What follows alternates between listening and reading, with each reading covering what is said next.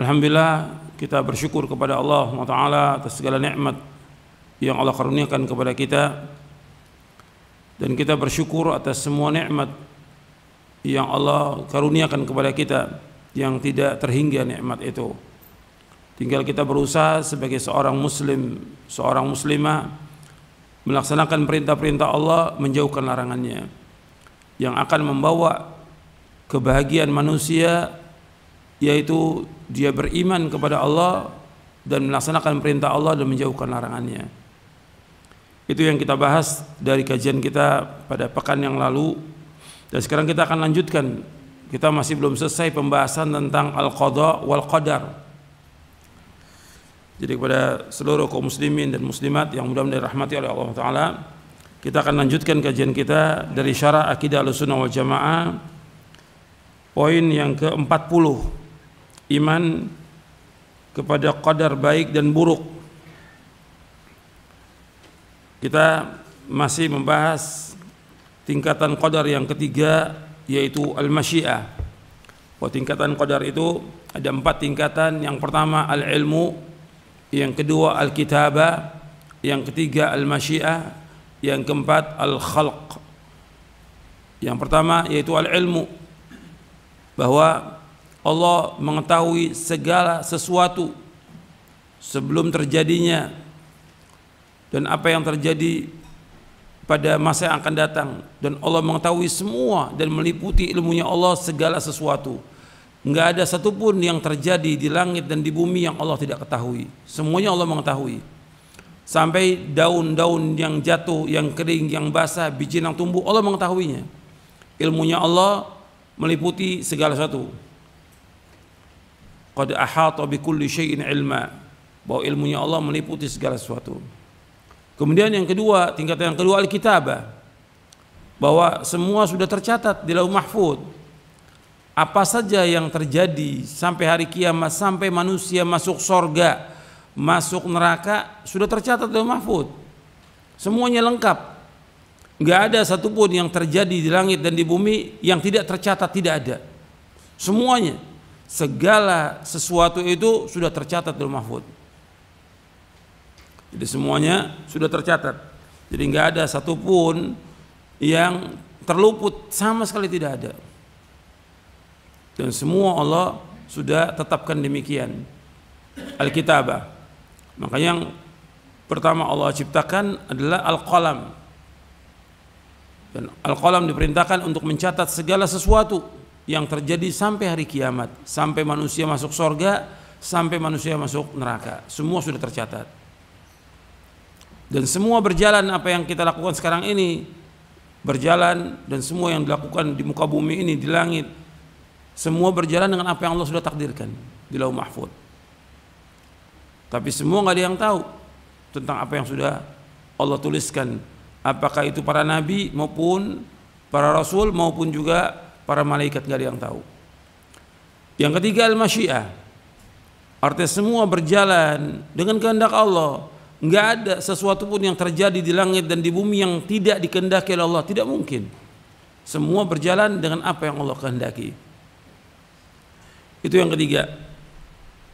Kemudian yang keempat al-khalq, artinya Allah yang menciptakan semuanya, nggak ada pencipta yang lain kecuali Allah Subhanahu wa taala. Sekarang kita lanjutkan. Yang terakhir kita baca sampai halaman 341 dari buku Syarah Aqidah Ahlussunnah wal Jamaah. Yang terakhir kita bahas tentang masalah hidayah dan kesesatan. Allah menunjuki siapa saja yang Allah kehendaki, dan Allah sesatkan siapa yang Allah kehendaki. Allah berfirman dalam surah Al-An'am ayat 39, "Walladzina kadzdzabu biayatina summun wa bukmun fidz dzulumat, may yasha'illahu yudlilhu wa may yasha' yaj'alhu 'ala siratin mustaqim." Dan orang-orang yang mendustakan ayat-ayat kami adalah tuli, bisu, dan berada dalam kegelap gulita. Barang siapa yang dikehendaki Allah dalam kesesatan, niscaya disesatkannya. Dan barang siapa yang dikehendaki oleh Allah untuk diberi petunjuk, niscaya Allah menjadikannya berada di atas jalan yang lurus. Di sini Allah menyebutkan barang siapa yang dikehendaki oleh Allah, Allah sesatkan. Barang siapa yang dikehendaki oleh Allah diberikan petunjuk, Allah berikan petunjuk. Jadi masalah hidayah dan kesesatan di tangan Allah. Dan Allah tidak pernah berbuat zalim kepada hamba-hambanya. Maka selanjutnya disebutkan dalam hadis Abu Dzar. Hadis ini panjang dan terdapat dalam Arba'in An-Nawawi. An Abi Dzar radhiyallahu an Nabi sallallahu alaihi wasallam anillahi tabaraka wa ta'ala qala ya ibadi inni haramtu dzulma ala nafsi wa ja'altuhu bainakum muharraman fala tadzalamu. Dari Abu Dzar radhiyallahu an dari Nabi SAW, dari Allah tabaraka wa ta'ala, Allah berfirman, wahai hamba-hambaku, sesungguhnya aku mengharamkan kezaliman terhadap diriku dan aku menjadikannya haram di antara kalian, maka janganlah kalian saling menzalimi.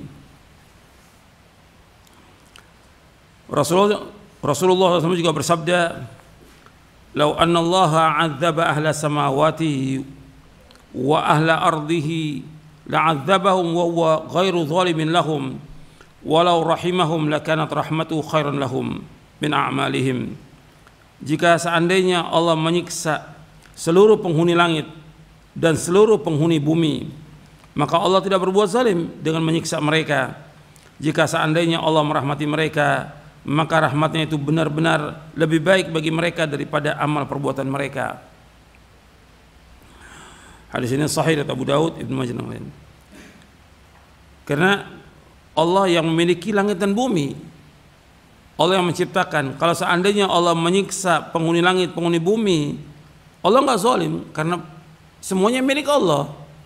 Allah berkehendak dengan apa yang Allah inginkan.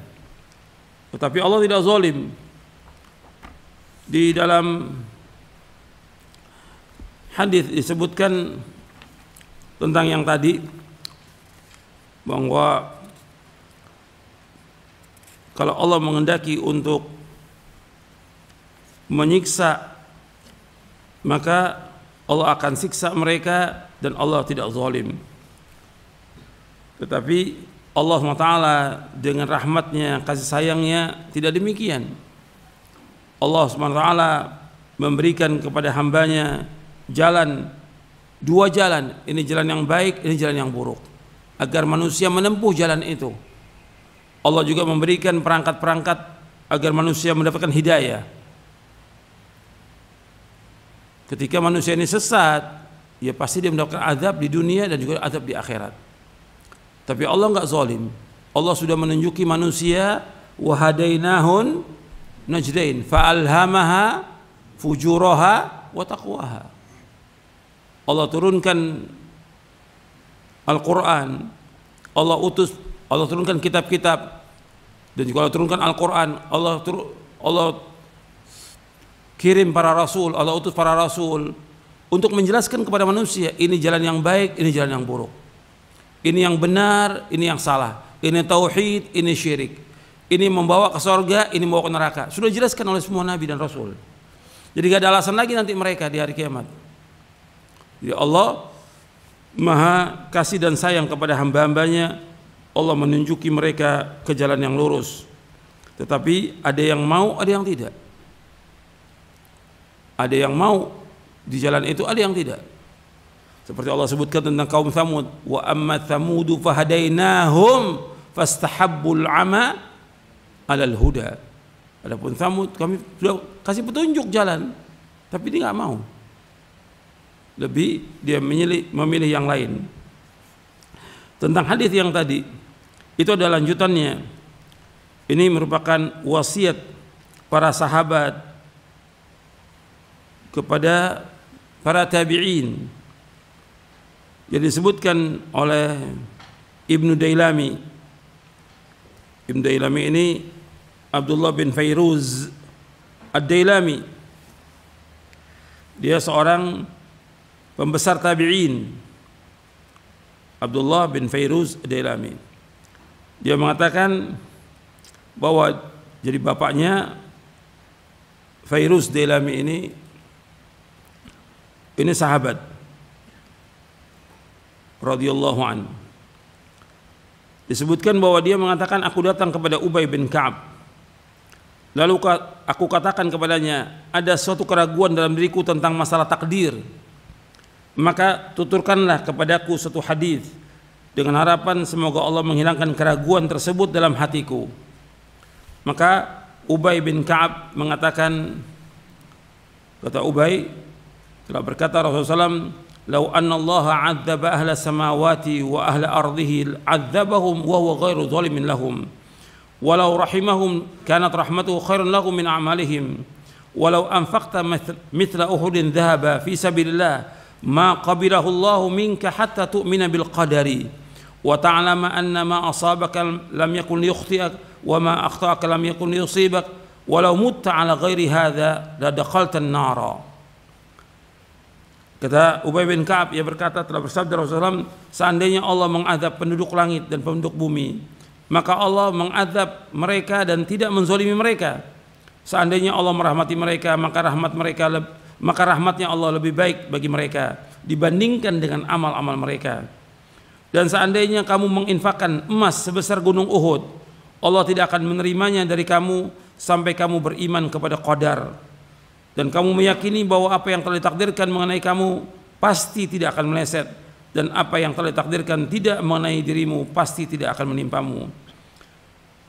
Sedangkan kalau kamu mati dalam keadaan tidak meyakini hal ini, maka pasti kamu akan masuk neraka. Ibnu Dailami berkata, selanjutnya aku datang kepada Abdullah bin Mas'ud, Hudzaifah ibn al-Yaman, Zaid bin Thabit radhiyallahu anhum ajma'in. Mereka semua mengatakan kepadaku seperti yang dibawakan oleh Ubay bin Ka'ab dari Rasulullah sallallahu alaihi wasallam. Ini hadis ini sahih diriwayatkan oleh Ahmad, Abu Daud, Ibnu Majah, Ibnu Abi Asim, disahihkan oleh Syekh Albani dalam Sahih Jami' Shaghir. Jadi di sini disebutkan bahwa orang wajib beriman kepada qadar. Apa yang menimpa kita itu sudah ditakdirkan oleh Allah, dan yang tidak menimpa kita itu tidak akan menimpa. Dan ini nasihatnya Ubadah bin Samit radhiyallahu an. Ubadah bin Samit radhiyallahu an berkata kepada anaknya, "Ya bunayya, innaka lan tajida ta'mal iman hatta ta'lama ma anna ma asabaka lam yakun liyukhti'ak wa ma akhtaka lam yakun yusibak." Wahai anakku, sungguh engkau tidak akan merasakan hakikat lezatnya iman sebelum engkau meyakini bahwasanya apa yang telah ditakdirkan menimpa dirimu pasti tidak akan meleset, dan apa yang telah ditakdirkan tidak akan menimpa dirimu pasti tidak akan menimpamu. Dan ini wasiatnya Ubadah bin Samit. Kata Ubadah radhiyallahu an, aku mendengar Rasulullah SAW bersabda, "Inna awwala ma khalaqallahu al-qalam, faqala lahu uktub, qala rabbi wa madza aktub, qala uktub maqadir kulli syai' hatta taqum as-sa'ah." Sesungguhnya yang pertama kali diciptakan oleh Allah adalah qalam, yaitu pena. Lalu Allah berfirman kepadanya, "Tulislah." Ia menjawab, "Wahai Rabbku, apa yang aku harus tulis?" Allah berfirman, "Tulislah takdir ketentuan segala sesuatu sampai hari kiamat." Kemudian Ubadah bin Samit radhiyallahu anhu berkata, "Wahai anakku, aku mendengar Rasulullah SAW bersabda, man mata ala ghairi hadza falaysa minni." Dan barang siapa yang meninggal dunia dalam keadaan tidak meyakini hal ini, maka dia tidak termasuk umatku. Hadis ini sahih diriwayatkan oleh Imam Abu Daud. Artinya kita wajib meyakini bahwasanya apa yang ditakdirkan menimpa kita tidak akan meleset, dan apa yang telah ditakdirkan tidak menimpa diri kita pasti tidak akan menimpa kita. Ini wajib kita takdirkan, wajib kita yakini. Ini sudah berjalan takdir Allah, kita wajib meyakini. Seperti yang Allah sebutkan dalam Al-Quran di dalam surah At-Taubah di ayat 51, "Qul la yusibana illa ma kataballahu lana huwa maulana wa 'alallahi falyatawakkalul mu'minun." Qul la yusibana, katakanlah tidak akan menimpa kami kecuali apa yang Allah sudah takdirkan. Apa yang Allah tuliskan. Wa maulana, Allah pelindung kami, Allah penolong kami. Wa 'alallahi falyatawakkalul mu'minun, kepada Allah hendaknya orang-orang beriman bertawakal. Ini wajib kita yakini seperti ini. Di masalah qada dan qadar ini wajib kita yakini. bahwa apa yang menimpa kita itu memang sudah tercatat. Yang tidak menimpa, yang nggak akan menimpa kita. Jadi semua berjalan dengan takdir. Jadi nggak usah takut, nggak usah takut. Orang beriman tuh tenang, karena dia beriman kepada qada dan qadar. Itu menghilangkan kesedihan, menghilangkan kerisauan, menghilangkan kegundah-gulanan. Yakin kita. Dan lebihnya kita orang beriman, Allah pasti akan menolong kita, akan menjaga kita. Itu harus kita ingat itu. Orang beriman pasti akan ditolong oleh Allah, pasti akan dijaga oleh Allah Subhanahu wa taala. Jadi nggak usah kita pikirkan apa yang sudah dituliskan dalam mahfud, atau juga apa yang terjadi yang ada ini. Kalau memang Allah sudah takdirkan, ya pasti kena. Kalau nggak akan kena. Kita imani. Dan ketika kita kena dari takdir itu, apa aja berupa kesulitan, bencana, malapetaka, kematian, kesusahan, penyakit atau yang lainnya, itu sudah Allah tuliskan dalam mahfud. Kalau seandainya itu kena, memang Allah sudah takdirkan, tidak akan meleset. Tapi kalau tidak kena, memang tidak. Artinya ini harus kita ingat seperti itu, sehingga membuat kita tenang. Kita tidak selalu dalam ketakutan. Sekarang ini orang dibuat takut terus, sehingga hilang imannya kepada al-qada wal qadar. Antu'mina bil qadari khairihi wa syarri. Kau beriman kepada qadar dan qadar baik dan buruk. Dan kita ingat semua sudah tercatat dalam mahfud, sudah tercatat. Gitu. Semua berjalan dengan apa yang Allah takdirkan. Tapi orang beriman tenang. Karena apa? Dia berjalan dengan Al-Quran, dia berjalan dengan sunnah Nabi SAW, dia berjalan di bawah perlindungan Allah SWT dan rahmatnya. Tenang dia hidupnya, orang beriman itu. Allah ketika menimpakan kepada kita sesuatu, seandainya kita kena dengan apa musibah atau petaka atau apa, itu yang perlu kita ingat, bahwa ketika menimpa kita itu yang terbaik buat kita, dan Allah sayang kepada kita. Ingat, Allah sayang kepada kita. Tentunya dengan kita kena musibah atau petaka itu, kalau kita sabar dan redho, itu akan menghapuskan dosa kita, akan mengangkat derajat kita, bahkan akan memasukkan kita ke dalam sorga dengan sebab itu. Itu harus kita ingat itu. Jadi orang beriman itu tenang, nggak seperti sekarang. Semua serba ketakutan, semua serba khawatir. Di mana imannya dia kepada Allah? Di mana tawakalnya kepada Allah? Di mana ilmunya dia kepada yang dia sudah pelajari tentang tauhid? Ini yang harus kita tanamkan, kita kuatkan ini dalam kondisi-kondisi yang seperti ini, banyaknya petaka, banyaknya musibah, banyaknya bencana. Justru bertambah rasa takut kita kepada Allah SWT, bertambah tawakal kita kepada Allah SWT, bertambah kita yakin bahwa yang memiliki langit dan bumi yang mengatur hanya satu, yaitu Allah. Manusia nggak ada ikut campur. Dan yang menghilangkan semua bencana hanya satu, yaitu Allah Ta'ala. Yang menghilangkan semua penyakit hanya Allah. Yakin kita. Itu orang beriman. Gitu. Sehingga apa? Dia bertaubat atas semua dosa-dosanya, dan kemudian dia bertambah dekat dengan Allah Ta'ala. Bukan tambah jauh. Ini orang beriman. Jadi kita harus mengoreksi nih iman kita. Baik dia orang awam, apalagi dia penuntut ilmu, apalagi dia para dai, dia harus koreksi lagi itu imannya dan ilmunya. Dia harus yakin kepada apa yang Allah sudah tetapkan, sehingga tenang di dalam hidup ini, nggak takut dengan apapun juga. Ini bayangkan sekarang keluar rumah takut, la haula wala quwwata illa billah. Ke masjid takut, ketemu orang takut, sampai Selaman takut. Seperti ini Selaman, la haula wala quwwata illa billah. Selaman menggugurkan dosa. Ini sekarang semua ditutup. Ke masjid tutup, ya bagaimana? Hilang dong sedekahnya. Apa sedekahnya? Senyum, gak ada senyum dah, tutup semuanya. Jadi kok jadi begini seperti ini? Mesti nggak seperti itu orang beriman. Dipakai pada tempat-tempat itu yang memang diwajibkan pakai, yang tidak biasa kita buka. Ini nggak senyum. Sampai sholat jenazah, sampai penguburan semua takut, sampai Selaman nggak mau. Apa? Ajaran siapa yang seperti ini? Ini bukan ajaran Islam seperti ini. Selaman nggak mau. La haula wala quwwata illa billah. Allahul musta'an wa alaihi tuklan wa la haula wala quwwata illa billah. Kita masuk yang keempat, al-khalq, penciptaan. Bahwa Allah Maha Pencipta atas segala sesuatu, baik yang ada maupun yang belum ada. Oleh karena itu tidak ada satu makhluk pun di bumi atau di langit melainkan Allah lah yang menciptakannya. Tiada pencipta selain Allah. Tidak ada ilah yang berhak diibadahi dengan benar melainkan hanya Allah saja. Artinya yang menciptakan segala sesuatu Allah SWT. Allah Al-Khaliq, pencipta. Allah berfirman, Allahu khaliqu kulli syai' wa huwa ala kulli syai' wakil. Allah pencipta segala sesuatu dan Allah pemelihara atas segala sesuatu. Meskipun segala sesuatu yang ada telah Allah takdirkan, akan tetapi Allah tetap memerintahkan hamba-hambanya untuk taat kepadanya. Perhatikan, saya ulangi.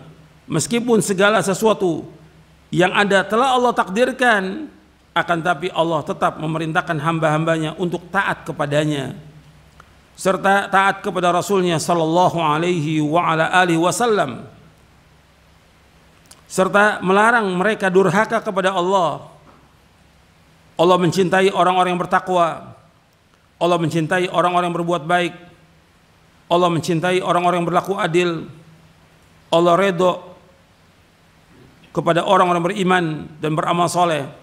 Akan tetapi Allah tidak mencintai orang-orang kafir. Ingat, Allah tidak mencintai orang-orang kafir. Allah tidak meredhoi orang-orang fasik. Allah tidak memerintahkan untuk berbuat keji. Allah tidak redha kepada kekafiran bagi hambanya. Dan Allah tidak menyukai kerusakan. Manusia yang benar-benar melakukan suatu perbuatan, sedangkan Allah yang menciptakan perbuatan mereka. Wallahu khalaqakum wa ma ta'malun. Allah berfirman dalam surah As-Saffat ayat 96, Wallahu khalaqakum wa ma ta'malun. Allah yang menciptakan kamu dan apa yang kamu perbuat. Manusia dan jin, ada yang mukmin, ada yang kafir. Ada yang taat, ada yang maksiat, ada yang sholat, ada pula yang tidak sholat, ada yang bersyukur dan ada juga yang tidak bersyukur.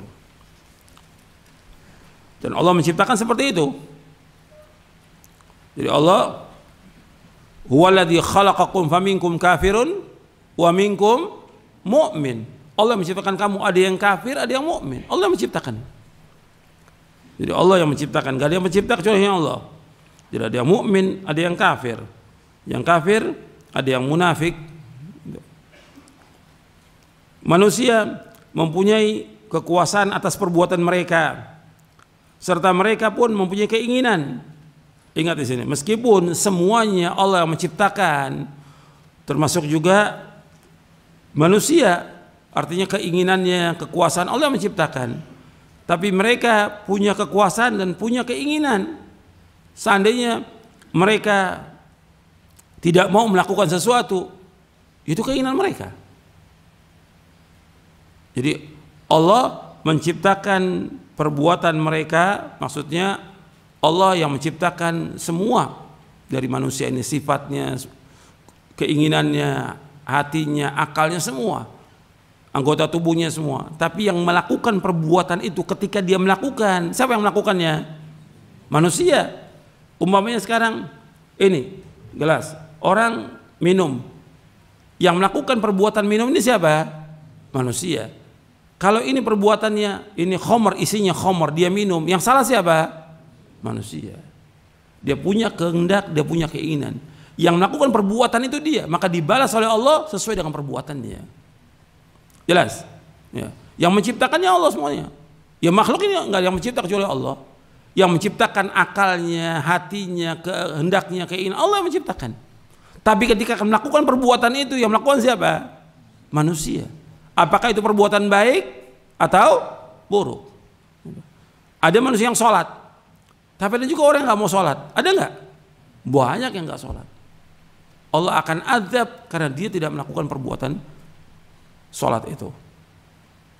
Orang melakukan ketaatan, dia punya kehendak ingin melakukan ketaatan. Ada yang melakukan maksiat, dia juga punya kehendak ingin melakukan maksiat. Dia yang melakukan perbuatan itu. Jadi Allah menciptakan mereka serta menciptakan kekuasaan, kemampuan dan keinginan mereka itu. Allah berfirman, "Liman syaa'a minkum ayyastaqim wa ma tasyaa'una illa ayyasha Allahu rabbul alamin."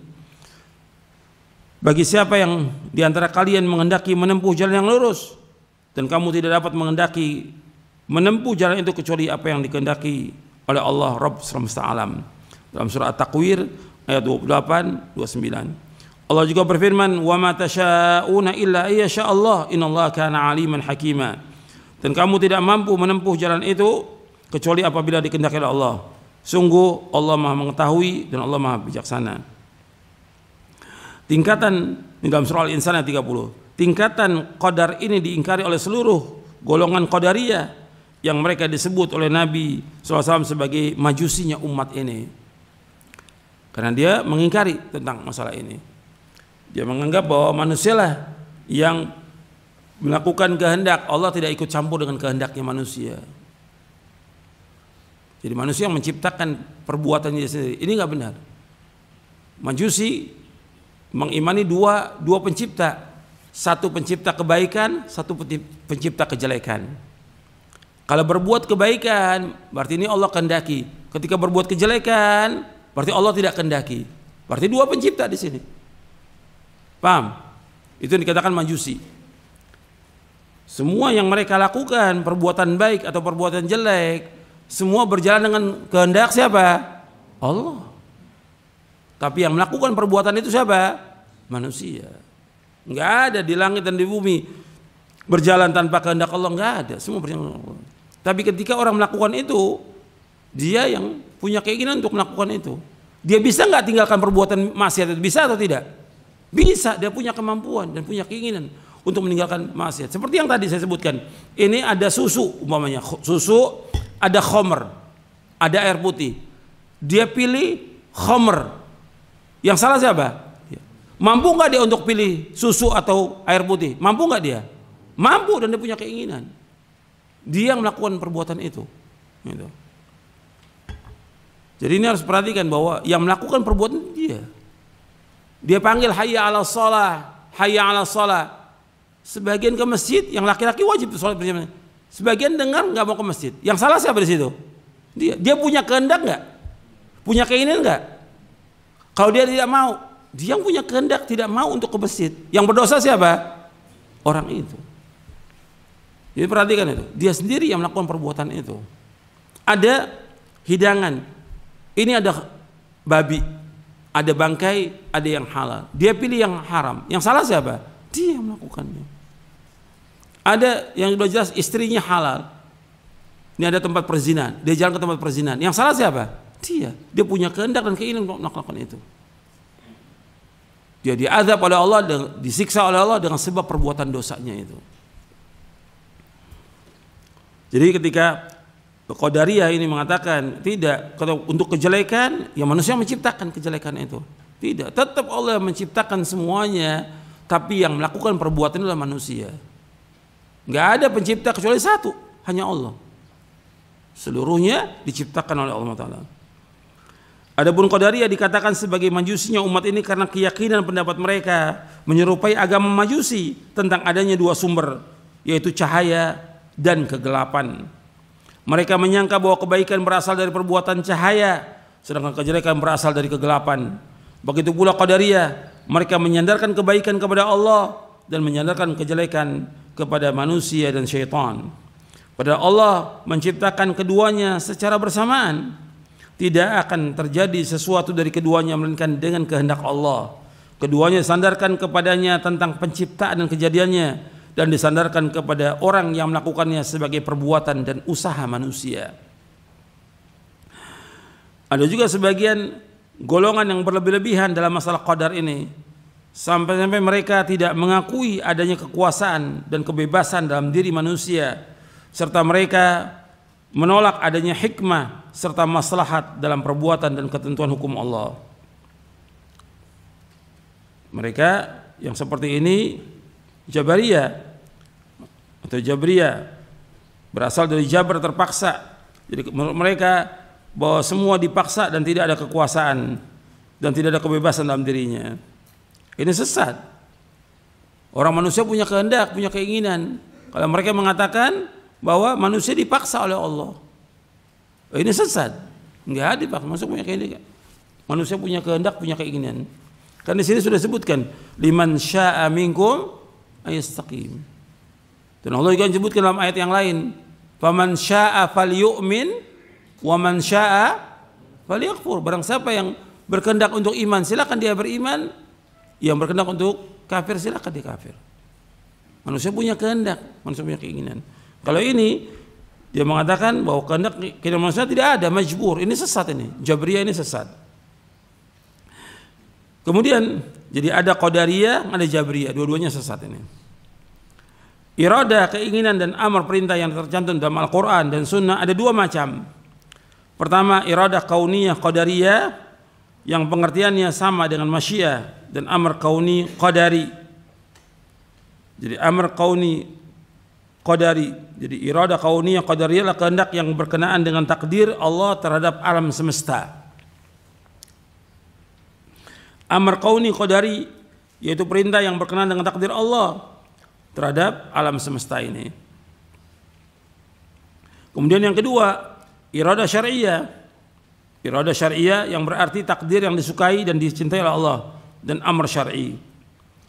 Jadi iradah syar'iyah adalah kehendak yang berkenaan dengan syariat atau apa yang dicintai oleh Allah dalam agama. Sedangkan amr syar'i yaitu perintah yang berhubungan dengan syariat, seperti perintah tentang sholat, zakat, puasa, dan lainnya.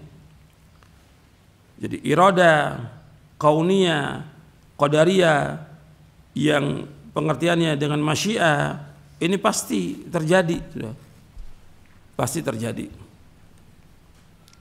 Tapi iradah syariah berkaitan dengan apa yang Allah cintai, berkaitan dengan apa yang Allah cintai, seperti yang saya contohkan di sini, seperti sholat, puasa, zakat, berbuat baik kepada orang. Ini namanya iradah syariah yang Allah kehendaki, yang Allah inginkan. Tapi semua yang terjadi di langit dan di bumi ini berjalan dengan kehendak Allah. Ada yang Allah sukai, ada yang Allah tidak sukai. Tapi Allah kehendaki untuk maksud yang lain. Seperti diciptakannya iblis, tentunya ada maksud yang lain. Diciptakannya Fir'aun, diciptakannya orang kafir, tentu ada hikmahnya. Enggak mungkin sia-sia perbuatan itu, semua ada hikmah. Jadi Allah Subhanahu wa taala menciptakan itu semua ada hikmahnya. Seperti adanya iblis, adanya kita berlindung kepada Allah dari gangguannya iblis. Jadi hikmahnya banyak. Jadi ada yang Allah ciptakan tuh murad li dzatihi, yang dikehendaki zatnya. Ada juga murad li ghairihi. Nah, tentang iblis ini murad li ghairihi. Allah ciptakan tapi untuk maksud yang lain. Disebutkan oleh para ulama, sebenarnya Allah ciptakan semuanya itu murad li ghairihi. Dengan adanya iblis, adanya maksiat, ada yang lain, supaya manusia ini diuji oleh Allah Ta'ala tentang imannya, dia benar atau tidak, jujur atau tidak.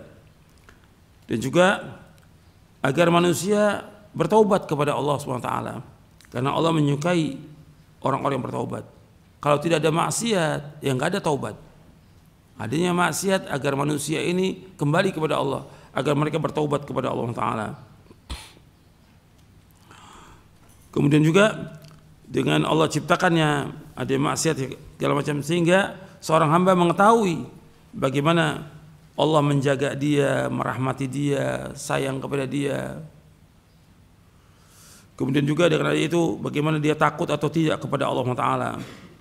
Dan masih banyak lagi yang lain yang disebutkan oleh para ulama, puluhan hikmah yang disebutkan dengan adanya iblis, adanya maksiat, ada yang lain. Tentunya Allah ciptakan dengan tujuan yang lain. Ini ada puluhan, nggak perlu saya bacakan semuanya.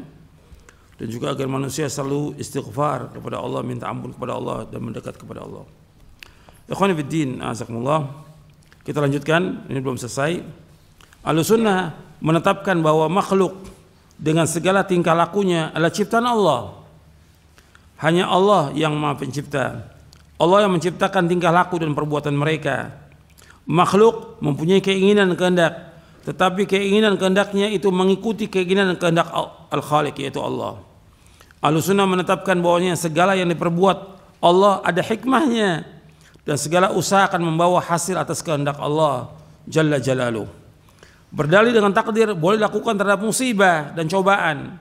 Berdalih dengan takdir boleh dilakukan terhadap musibah dan cobaan. Namun tidak boleh sekali-kali berdalih dengan takdir atas perbuatan dosa dan maksiat. Jadi berdalih dengan takdir boleh lakukan terhadap musibah. Umpamanya seperti sekarang adanya banjir, adanya gunung meletus, adanya longsor, kita katakan ini musibah. Atau orang yang lahir dengan cacat, kita katakan musibah. Tapi nggak boleh orang berdalih dengan takdir dan perbuatan dosa maksiat. Umpamanya dia nggak sholat, takdir Allah. Nggak boleh. Dia mencuri, takdir Allah. Dia nggak pakai jilbab, takdir Allah. Nggak boleh. Atau dia berbuat maksiat yang lain, takdir Allah. Nggak boleh. Justru ketika dia berbuat dosa dan maksiat, kewajiban dia apa? Kewajiban apa? Taubat kepada Allah. Maka saya sebutkan di sini, orang-orang yang berbuat dosa dan maksiat wajib bertaubat dari perbuatan mereka yang tercela. Bukan bersandar dengan takdir, tapi wajib mereka bertaubat kepada Allah. Bersandar kepada usaha saja termasuk syirik. Bersandar kepada usaha saja termasuk syirik dalam tauhid. Artinya dia bersandar kepada usaha. Tetap usaha yang dilakukan tidak lepas dari apa? Dari apa? Kehendak Allah, tidak lepas daripada pertolongan Allah. Ketika dia dengan usaha dia saja menafikan kehendak Allah, ini syirik. Ya. Sedangkan meninggalkan usaha sama sekali berarti menolak ajaran agama. Tetap harus kita berusaha. Nggak bisa kita diam aja. Berusaha. Orang yang mendapatkan kebaikan, ingin mendapatkan sorga, ya harus usaha dia harus belajar, dia harus bersungguh-sungguh belajar, dia harus mengamalkan agama Islam, dia harus taat, menjauhkan maksiat, harus ada usaha. Jadi orang meninggalkan usaha sama sekali berarti dia menolak ajaran agama. Pendapat yang menyatakan bahwa usaha tidak ada pengaruh dan hasilnya merupakan pendapat yang bertentangan dengan ajaran agama dan akal. Sebab tawakal kepada Allah Subhanahu wa taala tidak berarti meninggalkan usaha. Tetap dia harus tawakal kepada Allah, tapi juga harus usaha dan mengambil sebab. Imam Abu Ja'far At-Tahawi rahimahullah yang wafat tahun 321 Hijriah, dia berkata, takdir adalah rahasia Allah yang tidak dapat diketahui oleh hambanya, tidak dapat diselidiki baik oleh malaikat yang dekat dengannya, dengan Allah, ataupun nabi yang diutus oleh Allah. Memberat-beratkan diri untuk menyelidiki hal itu adalah jalan menuju kehinaan, terhalangnya ilmu dan membawa kepada sikap melewati batas dan penyelewengan. Waspada dan berhati-hatilah terhadap seluruh pendapat, pemikiran dan bisikan-bisikan yang jelek tentang takdir tersebut. Sesungguhnya Allah Jalla Jalaluhu telah menutup ilmu tentang takdirnya agar tidak diketahui oleh makhluknya dan melarang mereka untuk mencoba menggapainya. Sebagaimana Allah berfirman dalam surah Al-Anbiya ayat 23, la yus'alu amma yaf'alu wa hum yus'alun. Dan Allah tidak ditanya tentang apa yang dikerjakan, tetapi mereka yang akan ditanya. Barang siapa yang bertanya, kenapa Allah melakukannya? Kenapa Allah berbuat begini? Maka sungguh ia telah menolak hukum dari Al-Quran. Dan barang siapa yang menolak hukum Al-Quran, maka ia termasuk orang kafir. Jadi nggak boleh bertanya, kenapa Allah ciptakan ini? Kenapa Allah berbuat begini? Kenapa Allah takdirkan begini? Gak boleh bertanya. Kita wajib mengimani semuanya. Manusia tidak boleh bertanya, mengapa Allah berbuat begini? Kenapa Allah takdirkan begini dan begitu? Kewajiban manusia mengimani takdir yang baik dan buruk, dan wajib mereka mengamalkan apa yang diperintahkan oleh Allah Subhanahu wa taala dan Rasulnya sallallahu alaihi wasallam dan menjauhi larangannya. Manusia akan ditanya tentang apa yang mereka amalkan.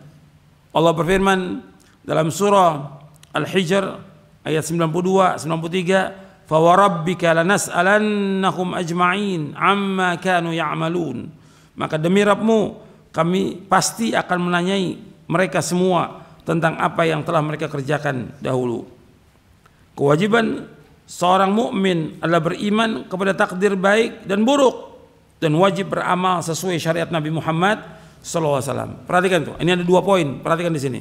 Kewajiban seorang mukmin adalah beriman kepada takdir baik dan buruk. Itu yang pertama.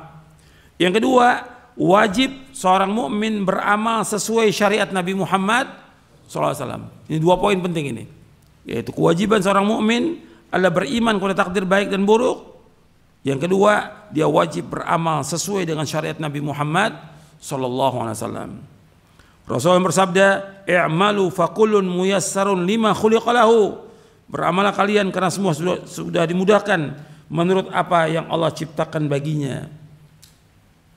Kewajiban kita mengamalkan, dan Nabi menjelaskan ini, hadis ini sahih dari Bukhari, Muslim dan sahabat Ali bin Abi Thalib, ketika ada orang bertanya kepada Nabi SAW, kita ini sekarang melakukan perbuatan ini, menurut yang kita lakukan sekarang ini baru Allah takdirkan, atau kita beramal sekarang ini melaksanakan apa yang Allah sudah tulis di Lauh Mahfuz? Kata Nabi, kita sekarang ini melakukan apa saja amal ini dan perbuatan ini, Allah sudah tulis di Lauh Mahfuz. Lantas buat apa kita beramal? Nabi memberikan jalan kepada mereka, yaitu kata Nabi SAW, "I'malu faqul muyassarun lima khuliqa lahu." Beramal kalian karena semua sudah dimudahkan menurut apa yang Allah sudah takdirkan baginya. Jadi kewajiban kita yang pertama apa? Kewajiban kita yang pertama apa? Iman. Yang kedua, beramal. Itu yang penting. Tentang memikirkan apa yang ditakdirkan, itu tidak boleh, dan kita nggak akan mampu. Seperti yang disebutkan tadi oleh Imam Abu Ja'far At-Tahawi rahimahullah. Akal kita nggak mampu. Makanya disebutkan dalam hadis Nabi SAW yang sahih, yang diriwayatkan oleh Imam Tabrani dalam Mu'jamul Kabir dari sahabat Abdullah bin Mas'ud radhiyallahu an. Nabi bersabda sallallahu alaihi wasallam, "Idza dzukira ashabi fa'amsiku, wa idza dzukira an-nujumu fa'amsiku, wa idza dzukira al-qadaru fa'amsiku." Kata Nabi SAW, apabila disebutkan tentang para sahabatku, artinya tentang kejelekan para sahabatku, kalian diam.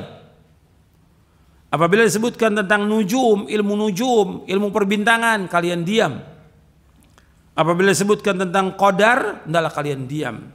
Hadis ini disahihkan oleh Syekh Albani rahimahullah dalam kitabnya Sahih Jami' Shaghir dan silsilah ahadits as-sahihah di juz yang pertama.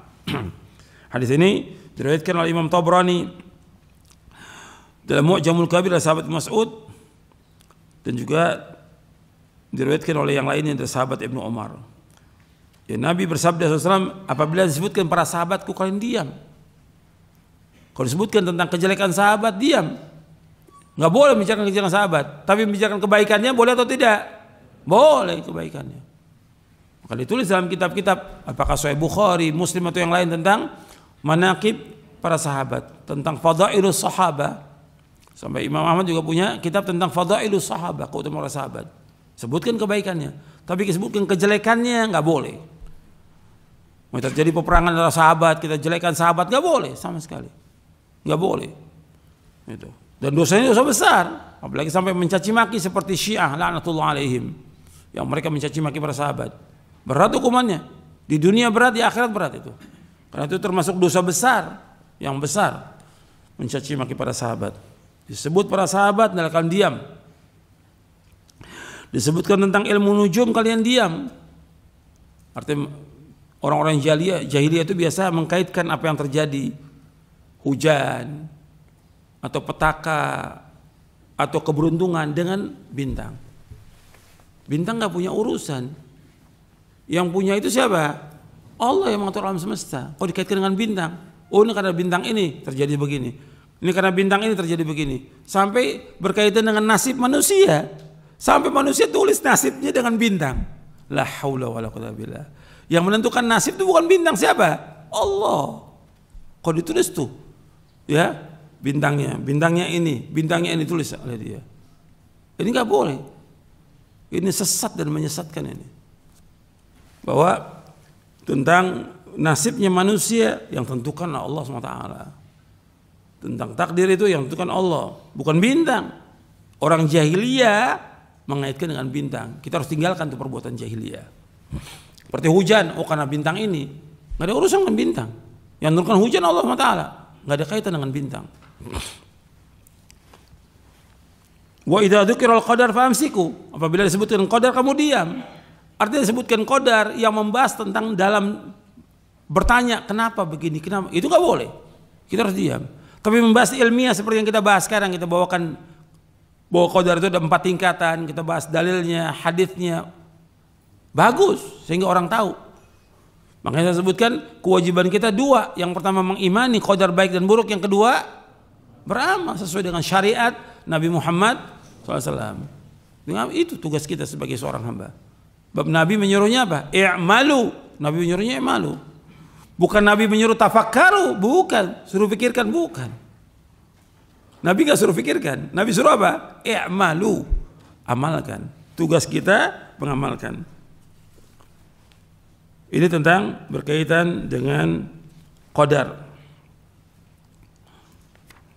Kemudian ikhwan fiddin, selesai sudah ini berkaitan dengan qadar. Saya akan bawakan satu hadis Nabi sallallahu alaihi wasallam. Itu Nabi bersabda sallallahu alaihi wasallam dalam hadis yang sahih yang diriwayatkan Imam Muslim, Ibnu Majah dan yang lainnya dari sahabat Abu Hurairah radhiyallahu an.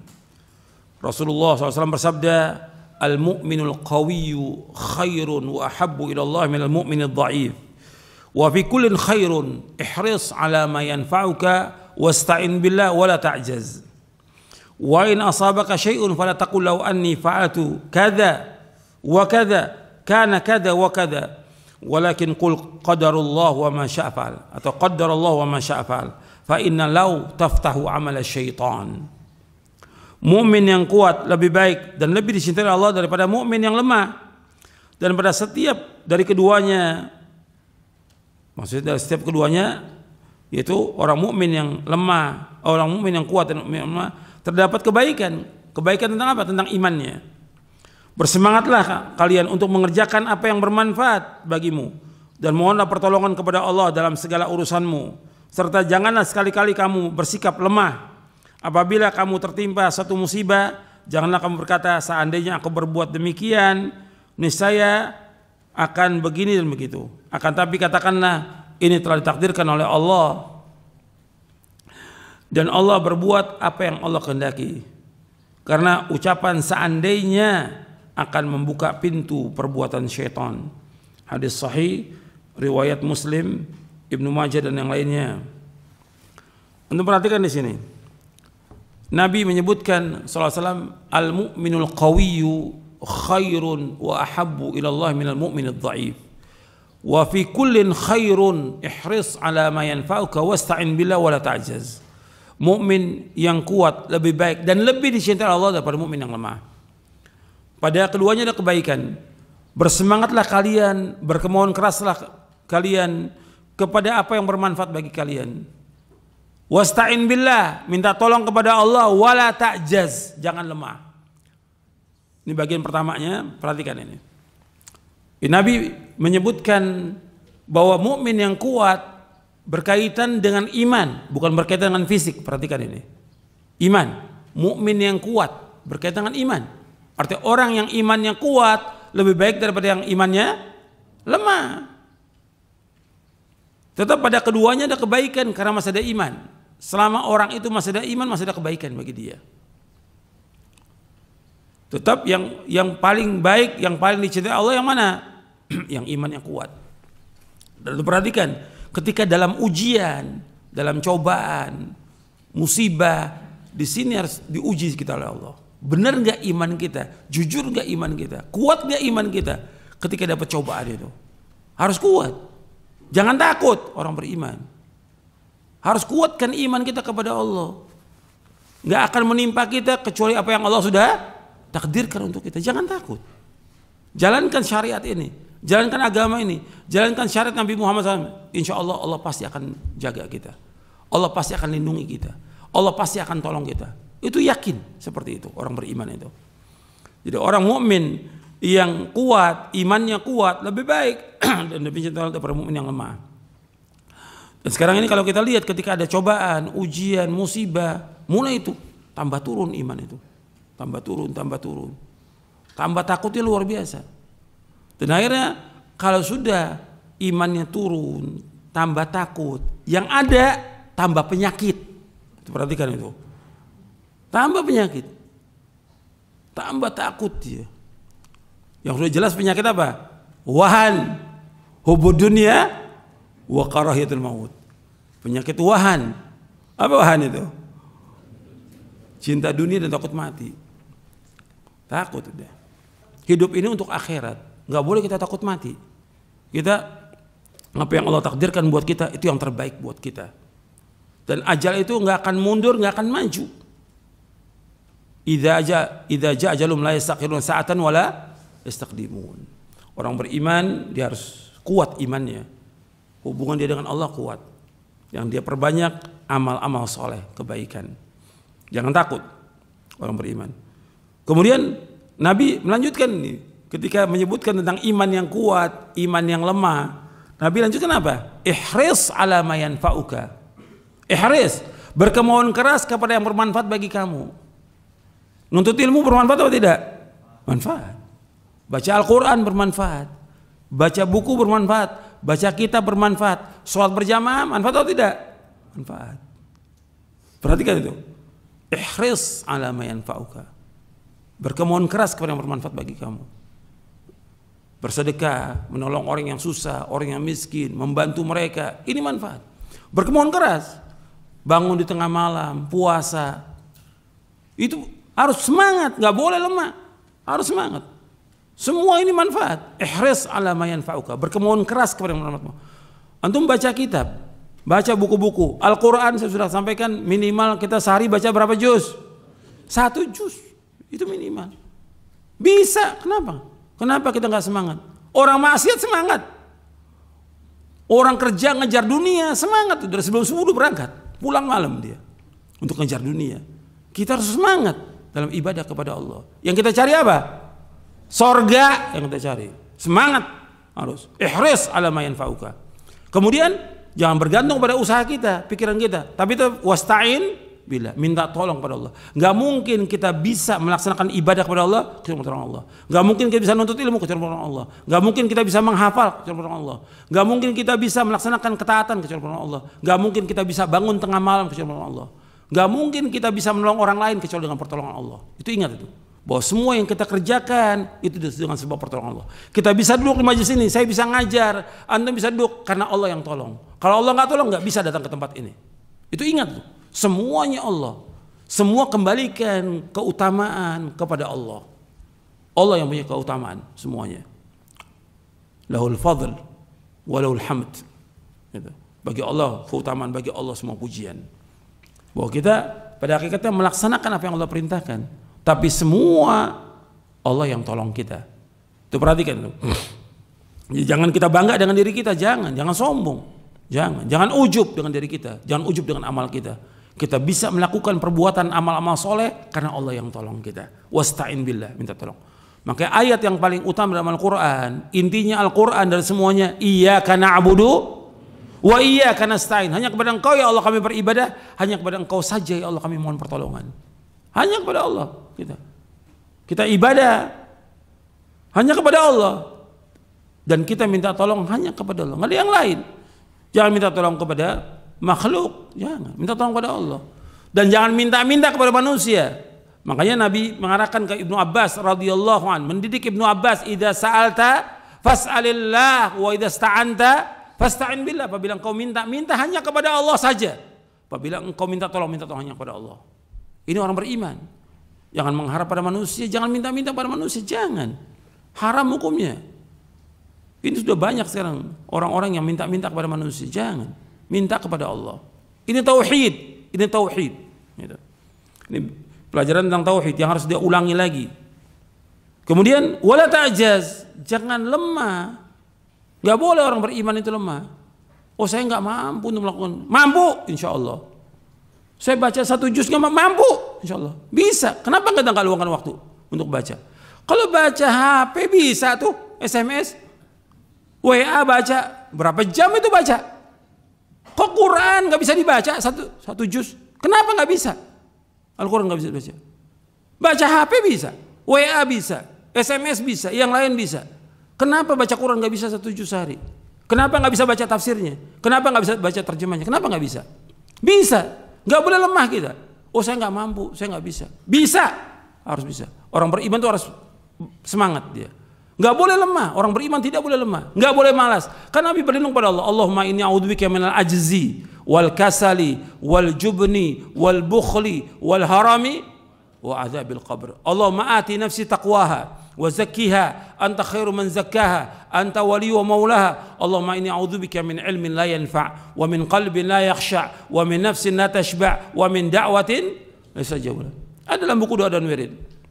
Ya Allah, aku berlindung pada Engkau dari sifat lemah, sifat malas, sifat pengecut, penakut, sifat bakhil, dan aku berlindung pada Engkau dari umur pikun, dan aku berlindung pada Engkau dari azab kubur. Ya Allah, berikanlah kepada hatiku ketakwaannya.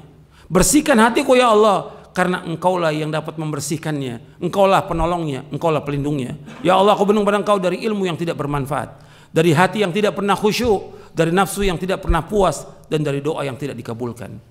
Hadis sahih dari Imam Muslim dan Nasai. Ya, perhatikan ini. Jadi kita berkemauan keras, minta tolong pada Allah, jangan apa? Jangan lemah. Jangan lemah, jangan malas, jangan. Kemudian kita lanjutkan potongan yang kedua. Wa in asabaka syai'un fala taqul law anni fa'altu kadza wa kadza kana kadza wa kadza walakin qul qadarullah ma syaa fa'al fa inna law taftahu min syaitan. Dan apabila engkau tertimpa sesuatu, tertimpa musibah, bencana, petaka, penyakit, ya, jangan kamu berkata seandainya aku berbuat demikian, niscaya akan begini begitu. Tapi katakanlah Allah sudah takdirkan dan Allah berbuat apa yang Allah kehendaki, karena ucapan seandainya akan membuka pintu perbuatan setan. Jadi kalau kita kena musibah, petaka, penyakit, jangan berandai-andai. Coba kalau tadi malam saya minum obat, ya nggak sakit seperti ini. Sudah Allah takdirkan dia sakit. Anaknya umpamanya sakit malam itu, dia kasih obat, dia tidak bawa ke rumah sakit. Dia berkata, meninggal anaknya umpamanya ini.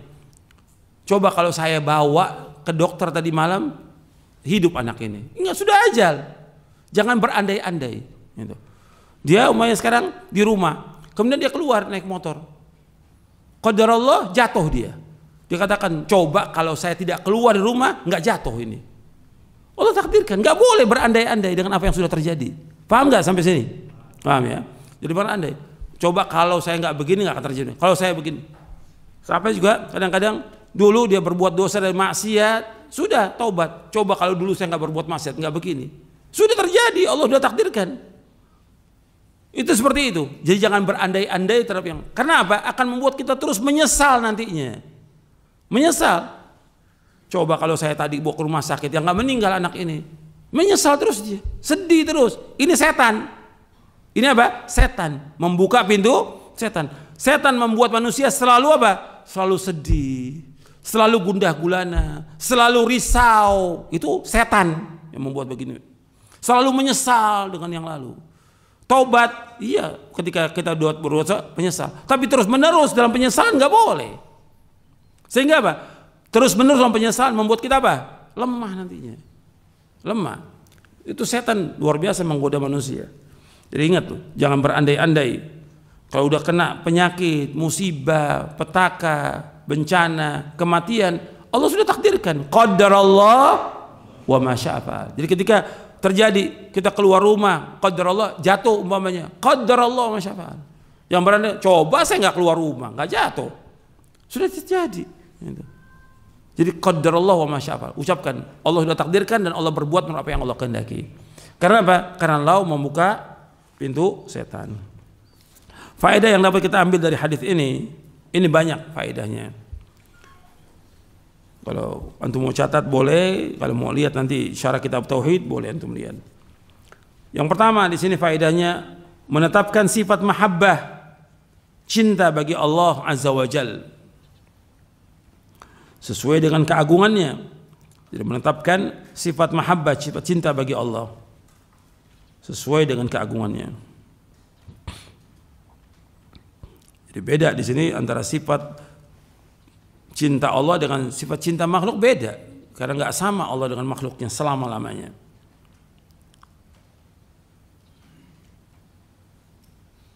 Kemudian yang kedua, bahwa kecintaan Allah kepada kaum mukminin itu bertingkat-tingkat dan berbeda-beda. Cinta Allah kepada kaum mukminin itu bertingkat-tingkat dan berbeda-beda.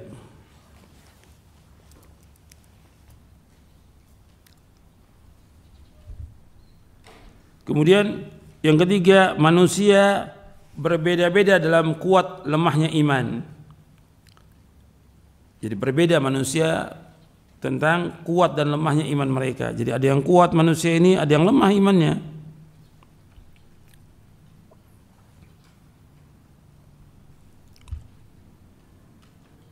Yang keempat, iman adalah perkataan dan perbuatan. Iman adalah perkataan dan perbuatan. Bertambah dengan ketaatan dan berkurang dengan sebab perbuatan dosa dan maksiat.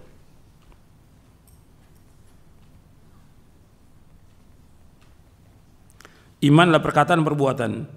Bertambah dengan ketaatan dan berkurang dengan sebab perbuatan dosa dan maksiat.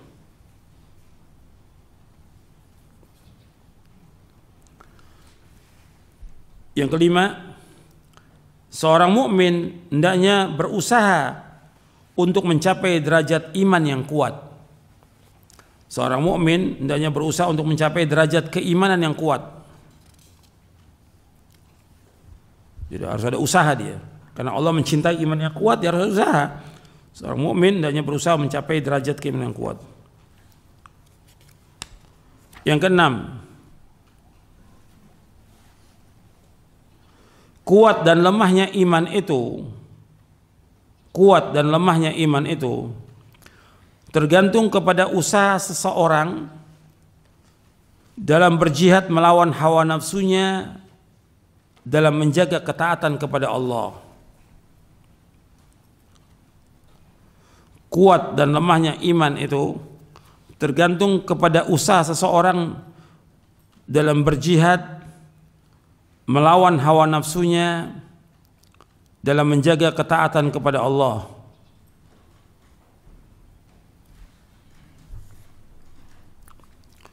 Yang ketujuh,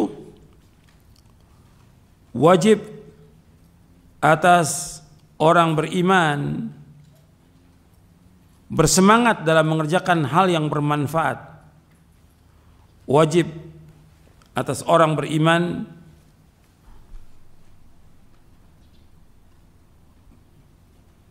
bersemangat dalam mengerjakan hal yang bermanfaat dengan minta tolong kepada Allah. Dengan minta tolong kepada Allah.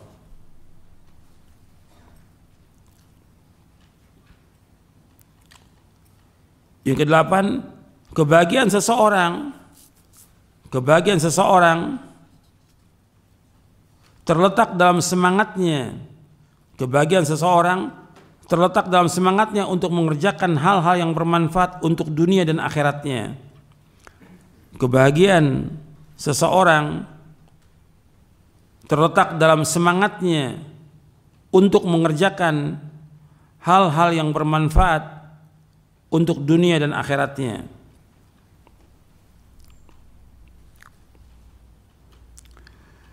Yang kesembilan, syariat Islam datang untuk mewujudkan dan menyempurnakan kemaslahatan. Syariat Islam datang untuk mewujudkan dan menyempurnakan kemaslahatan. Jadi syariat Islam datang untuk mewujudkan dan menyempurnakan kemaslahatan serta mengurangi dan menghilangkan kerusakan.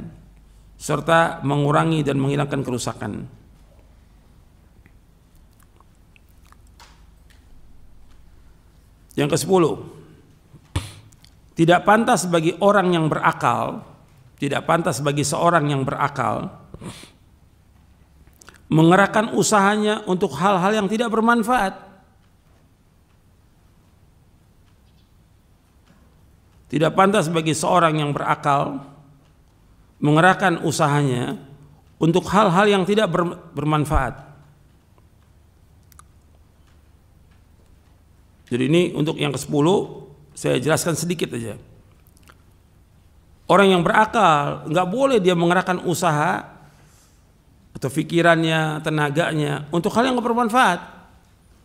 Membicarakan hal-hal yang ada sekarang ini tentang gosip, tentang politik, nggak ada manfaatnya buat dia. Habis waktunya dia.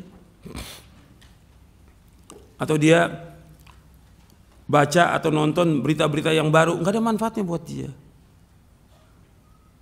Atau demo, nggak ada manfaatnya buat dia. Membicarakan politik atau masuk di medan politik, nggak ada manfaat buat dia. Karena masalah apa ini? Masalah keduniaan yang kecil, yang rendah. Gitu. Dan juga masalah ketamakan manusia kepada dunia, nggak ada manfaatnya buat dia. Jadi ingat tuh, orang yang berakal kerahkan usaha untuk yang bermanfaat. Kalau bermanfaat dikerjakan, kalau enggak jangan. Kan Nabi bersabda SAW, min husni islamil mar'i tarkuhu ma la ya'ni. Kebaikan Islam seorang meninggalkan apa yang tidak bermanfaat. Apa aja? Bentuknya omongan, bentuknya tulisan, bentuknya pekerjaan, bentuknya permainan, atau apa yang enggak bermanfaat tinggalkan. Tinggalkan. Itu orang berakal harus mengerjakan. Kita hidup untuk akhirat. Waktu kita berharga akan ditanya Allah di hari kiamat. Setiap detik kita, setiap menit kita, setiap langkah kita harus membuahkan manfaat dan mendapatkan ganjaran pahala. Jangan berbuat dosa. Itu perhatikan orang beriman seperti itu. Yang ke-11,